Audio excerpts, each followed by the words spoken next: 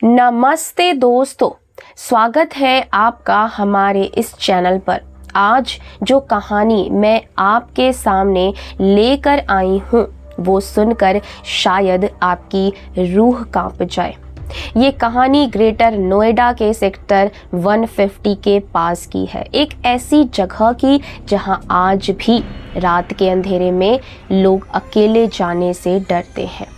अक्सर हम सोचते हैं ना कि भूत प्रेत चुड़ैलें सब तो बस फिल्मों में होती हैं और मनगढ़ंत है या फिर दादा दादी की सुनाई हुई कहानियां हैं, लेकिन जब इंसान की मुलाकात ऐसी किसी सच्चाई से होती है तो उसकी सांसें अटक जाती हैं और दिमाग सुन्न रह जाता है।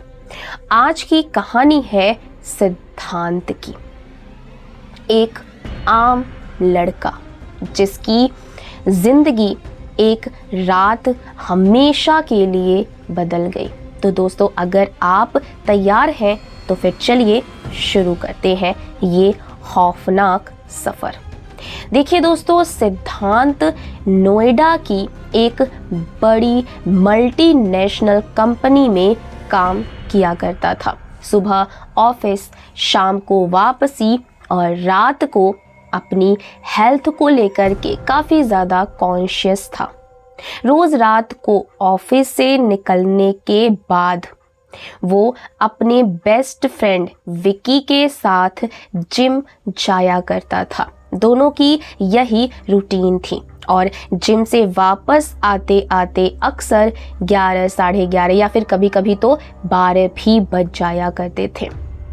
लेकिन दोस्तों, सिद्धांत की एक आदत ऐसी थी जिसके बारे में उसके घर वालों को बिल्कुल भी पता नहीं था। घर पे तो वो सबको दिखाता था कि मैं बहुत ही हेल्थ कॉन्शियस हूँ, मैं बहुत शरीफ हूँ, स्मोकिंग वगैरह नहीं करता हूँ, लेकिन जिम से निकलते ही उसे सिगरेट की तलब बस लग ही जाती थी। अब घर पे तो पी नहीं सकता था ना, तो उसने रास्ते में एक जगह चुन रखी थी।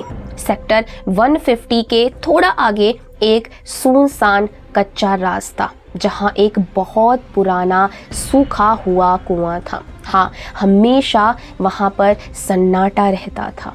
रात को ठंडी हवा चलती थी जो कानों में सरसराहट पैदा कर देती थी। चारों तरफ झाड़ियाँ, टूटी हुई दीवारें और ऊपर चांदनी रात में भी अंधेरा सा छाया रहता था।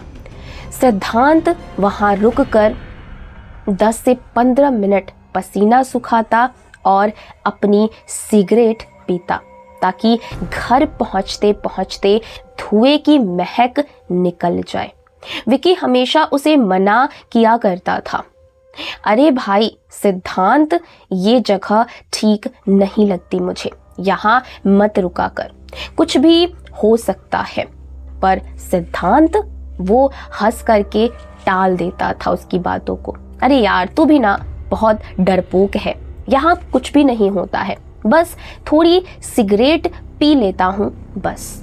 लेकिन दोस्तों, कभी कभी हमारी जिद हमें उस रास्ते पर ले जाती है जहाँ से वापसी नामुमकिन हो जाती है। करीब 1 महीने से ये सब चल रहा था।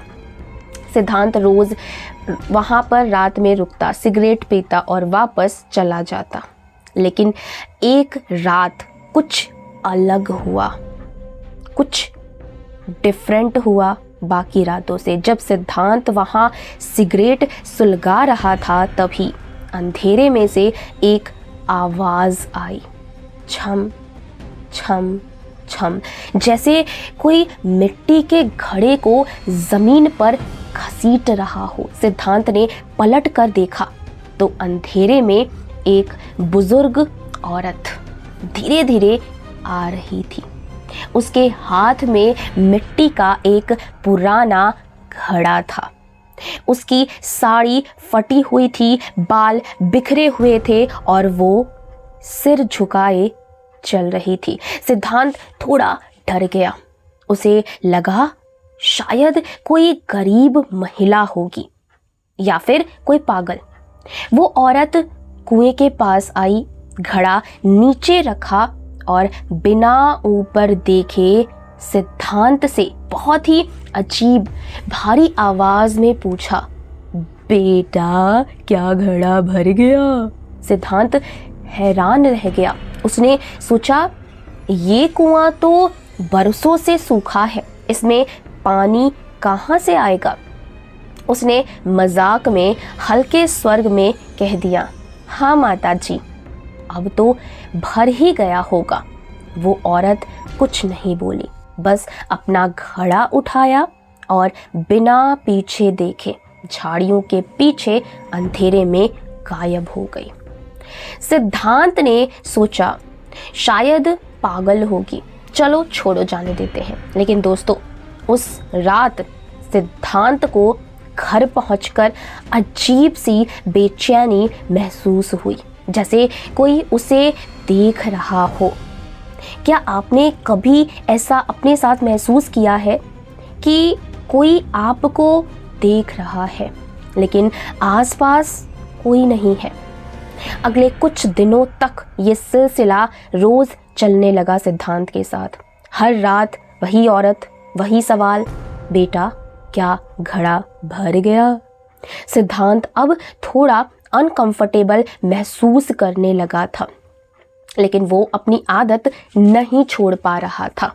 फिर आया वो रात जब सिद्धांत के साथ विकी भी था।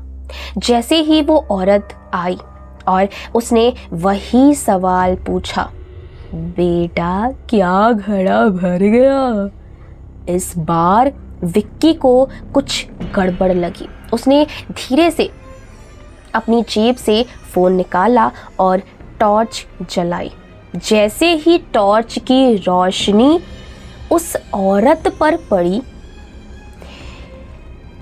वहां पर उन दोनों की चीख निकल गई। वो औरत घड़ा कुएं में नहीं डाल रही थी, बल्कि उसने अपना मुंह इतना चौड़ा खोल रखा था कि वो घड़ा सीधे अपने गले के अंदर उतार रही थी और कुएं के अंदर से पानी की आवाज नहीं, बल्कि हजारों लोगों के रोने, चिल्लाने और कराहने की आवाज आ रही थी। सिद्धांत ने हिम्मत करके कुएं के अंदर टॉर्च मारी। वहां का नजारा देख उसकी रूह कांप गई। कुएं के अंदर पानी नहीं था, बल्कि सैकड़ों काले काले हाथ ऊपर की तरफ आ रहे थे और वो उस औरत की साड़ी को पकड़कर उसे नीचे खींच रहे थे। वो औरत दीवार पर छिपकली की तरह चिपक गई और उसकी खाल मिट्टी की तरह झड़ झड़ करके कुएं में गिर रही थी। उसकी आंखों की जगह सिर्फ गहरे गड्ढे थे जिससे खून टपक रहा था। विकी चिल्लाया, भागो सिद्धांत भागो। दोनों अपनी बाइक की तरफ भागे, लेकिन जैसे ही सिद्धांत ने किक मारी, बाइक स्टार्ट ही नहीं हो रही थी। तभी उसे अपने पीछे से अपनी सगी माँ की आवाज सुनाई दी, बेटा सिद्धांत, मेरा घड़ा तो खाली रह गया, इसे भर के नहीं जाएगा? सिद्धांत का कलेजा मुंह को आ गया। उसने जैसे ही पीछे मुड़कर देखा, वो औरत हवा में तैरते हुए उसके बिल्कुल करीब आ चुकी थी। उसका चेहरा अब उसकी माँ के जैसा लग रहा था, लेकिन उसकी गर्दन 360 डिग्री घूमी हुई थी, तिरछी। सिद्धांत ने चिल्लाते हुए बाइक को धक्का दिया और वो दोनों वहां से अपनी जान बचा करके और अपनी बाइक को लेकर के भागे। पूरे रास्ते उन्हें ऐसा लग रहा था जैसे कोई उनकी बाइक के पीछे बैठा हुआ हो और उनके कान में ठंडी सांसें ले रहा है। जब वो घर पहुंचे तो दोनों बिल्कुल कांप रहे थे। सिद्धांत के माथे पर पसीना था और उसकी आंखों में खौफ सा तैर रहा था। सिद्धांत जब घर पहुंचा तो उसे 104 डिग्री बुखार हो गया। उसके पूरे शरीर पर काली मिट्टी जमने लगी थी, जैसे वो कुएं के अंदर से निकल करके आया हो। वो बिस्तर पर लेटे लेटे बस एक ही बात बड़बड़ा रहा था, घड़ा खाली है, घड़ा खाली है। अगले दिन उसके घर वालों ने एक बहुत बड़े तांत्रिक को बुलाया। तांत्रिक ने देखते ही कहा, सिद्धांत एक अतृप्त आत्मा के जाल में फंस गया है।